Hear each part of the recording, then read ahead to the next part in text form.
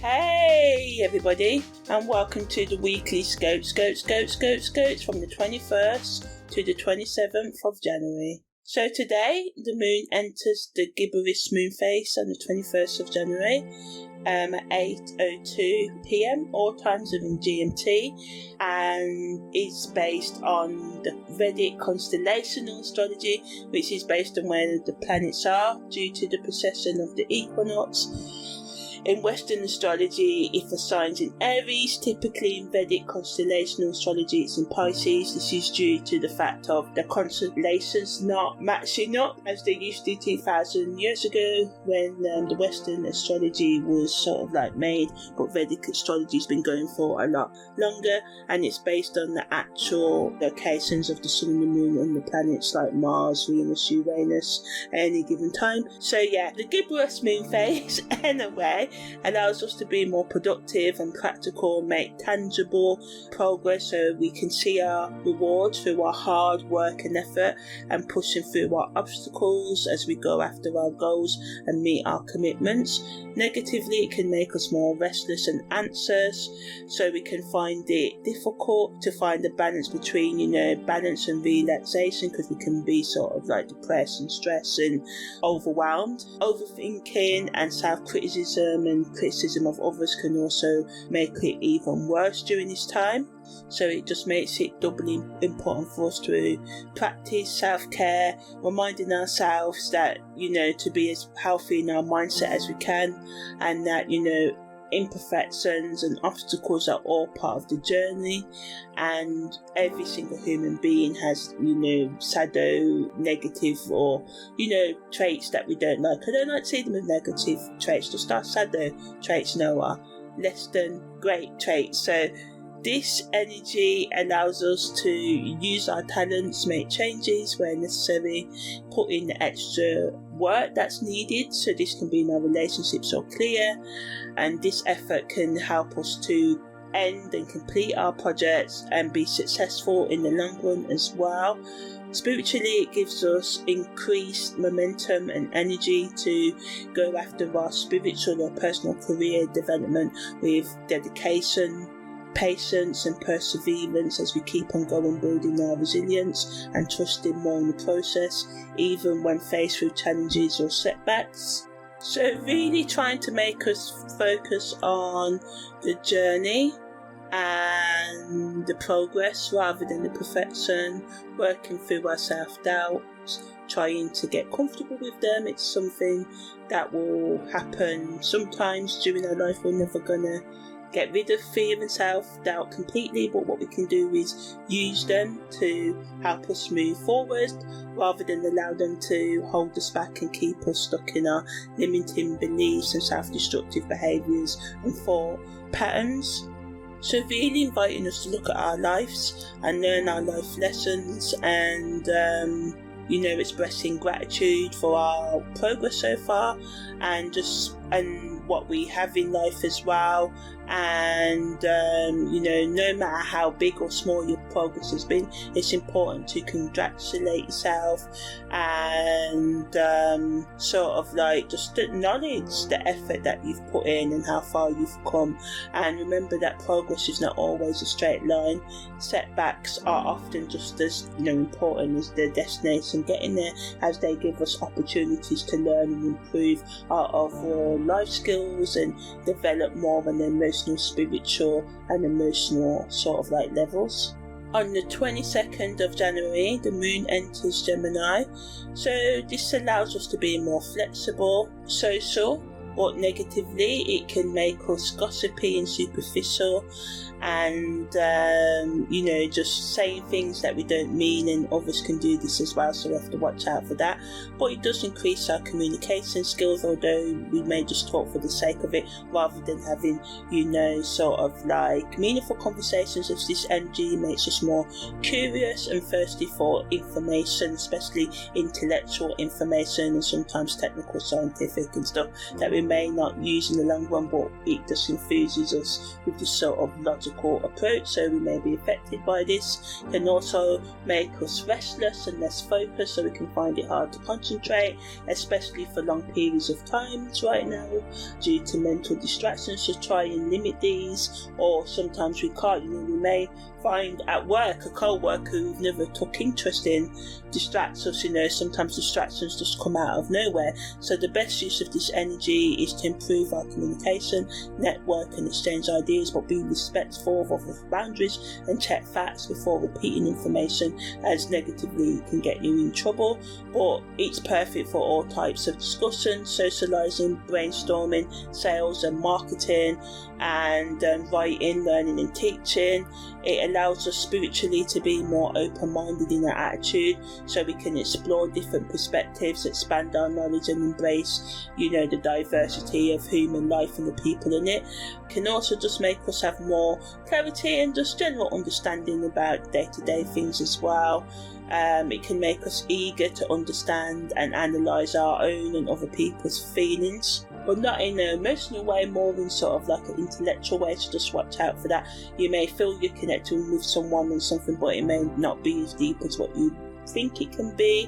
We just have to watch out for that overthinking and emotional detachment, because as I said, a lot of people can be more rational right now rather than emotional, and we can mistake this for being emotional.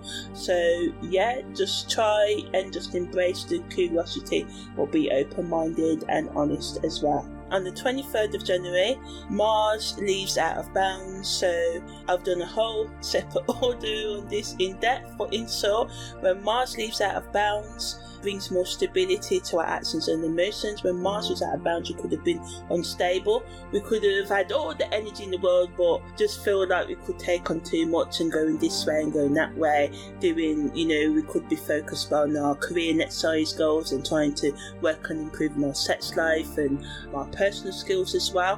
Whereas I'm failing epically because we just keep on moving, but this energy allows us to be more effective in using Mars' energy, so we can become more productive and concentrated on making achievement and physical progress. But negatively, it can make us less spontaneous. We can just become too cautious and reserved in our actions and miss out on the chance to embrace new opportunities and take risks. And it can just make us less intense and passionate, which can be a good thing, because like I said, when Mars was out of bounds, we may have had too much passion, but it can cause conflicts in our relationships. So the best way to use Mars coming back in bounds is to be assertive and restrained at the same time. Take focused action and focus more on long-term goals and making practical decisions and establishing healthy boundaries in our relationships. This energy is best used to strategize and plan ahead rather than rushing impulsively, but still take action and still make room for being spontaneous. So the key theme of Mars being out of bounds is going to be out of bounds for the next 6 to 7 months. It's to strategize and plan ahead, take some time out to make conscious choices, and just prioritize deliberate action over reckless action and words as well. Ultimately, it can help us feel more stable and grounded, and helping us tap into our inner strength and assertiveness and overcoming life challenges with more confidence and ease. So on the 24th of January, the moon enters void of course, and the moon also enters Cancer. So the moon void of course is a time when some astrologers say we should put off important things because we can just be more absent-minded or aggressive or something else that makes us not our best. So if you feel effective and you can take some time out. When the moon's in Cancer, it makes us more empathetic. It allows us to connect more with others emotionally and psychologically. Also, great energy to spend at home in places that bring you comfort. Negatively, us and others can be more prone to mood swings, clingy, overprotective, which can lead to unnecessary conflicts and difficulties in letting go of your past. The best use of this energy is to focus on the self-care and just try and create a nice, peaceful, cozy and balanced environment at home and within yourself as well. Also, a great energy energy for self-reflection on the psychological and emotional levels, because home is just not our physical home or our bedroom, but our inner home, our inner world, our emotions, our feelings, so the moon in Cancer encourages us to connect deeper with our emotional depths and be more vulnerable with ourselves and others, creating a safe space and spending quality time with each other, but poor communication, not actively listening to others and being moody, or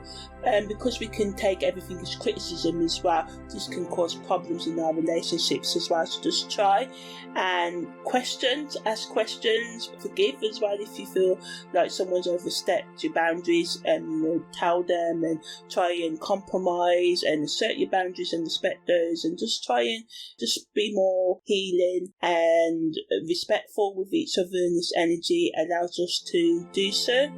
On the 25th of January, the moon makes a square to Chiron, and the moon also has its full moon today as well, so check out the separate audio for that. And then at 8:47, after the full moon at 5:54 p.m, the moon enters void, of course, as well. So I'm just going to talk about the Mars is square to Chiron. So today is a full moon day, so Mars is square to Chiron can give us a strong desire for personal growth and healing. So it just supports us seeking resolutions, overcoming past hurts, releasing things, confronting our deep-seated wounds and insecurities. We can't release our pain if we don't deal with our pain.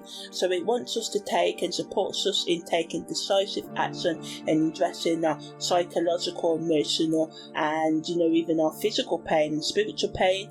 But it can also make us feel overly vulnerable and frustrated, so we may seek kind of solace and numbness in our addictive substances, drugs and alcohol, or toxicating relationships. People can be wanting to escape their pain in a more global level, so just make sure you're not somebody's rebound, or you're not falling into someone's mind games and stuff, or just being, just make sure you're clear on whatever it is you're doing right now. You don't want to be thinking you're going into a committed relationship and somebody else is just looking for a distraction and a hookup to get them away from their emotional pain.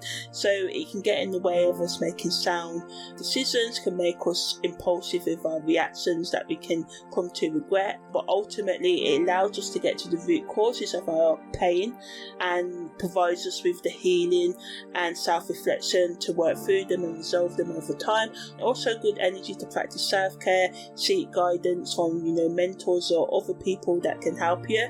Spiritually, it invites us to confront our inner demons and transform them into sources of strength and resilience over time, because change doesn't come overnight, but it gives us the willingness. So it's an opportunity, a window of opportunity to face your fears head on and become more self-empowered as you learn to manage and transcend your unforgiveness of yourself and others, and resentment, bitterness and self-hate and guilt and shame, and really puts the importance on the fact of, if you want to live a more balanced and productive life, we do have to confront our painful experiences and limiting beliefs and self-destructive behaviours and toxic ways of relating to ourselves and others. But ultimately this energy gives us the courage and power and the push to take proactive steps towards our self-improvement and empowerment.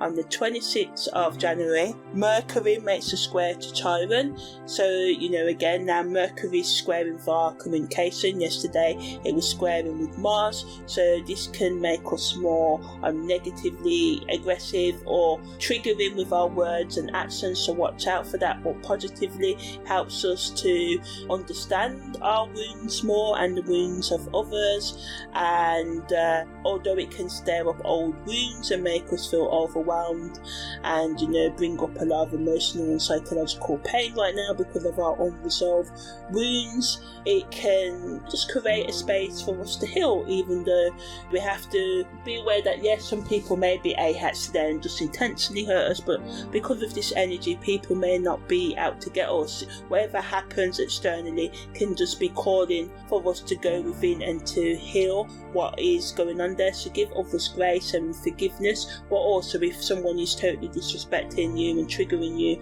on purpose, deal with that as well. Ultimately, this energy supports us to get to the depths of our psyche and just to be more vulnerable with ourselves and others. So it can just help us find more support in our relationships and bring more stability and reassurance from within or from others, depending on whether you heal yourself, or in this time spend time getting to know yourself and yourself, or you work with others to do this. So yeah, ultimately, although things can become intense, we can be vulnerable, it can also provide energy for us to heal and move forward. On the 27th of January, the Sun makes a square to Jupiter, the Moon enters Leo, and Uranus goes direct out of retrograde as well, and Mercury makes a conjunction to Mars. So the Sun square to Jupiter pushes us to take risks, but negatively can make us too overconfident. People can be, lying and exaggerating right now, and enthusiasm can cloud our judgment. We can just be too optimistic right now, so just watch out for that as well. The Moon in Leo also can make us do too much and seek external validation and attention as well. This can lead to drama, but ultimately it supports us in being more self-expressive, creative, and taking a lead and being more authentic, but allow others the same grace to do so. Uranus going direct, I've done a whole separate audio about this, but it just allows us now to really become more authentic. We may have got ideas to do so when Uranus was retrograde, but now we can really take positive steps to becoming more free and independent. We may have felt like, we want to go ahead and be more independent when Uranus was in retrograde, but we could have been stunted. This energy of Uranus going direct allows us to move forward. And finally, Mercury's conjunction to Mars can make us more mentally flexible, assertive, good for improving our communication skills and having conversation in general. We can express our ideas with more confidence and just focus more on our goals and team projects and stuff, but negatively it can cause argument and tensions in working with others or in relationships, as we can be more impulsive. So we just have to just watch out for that.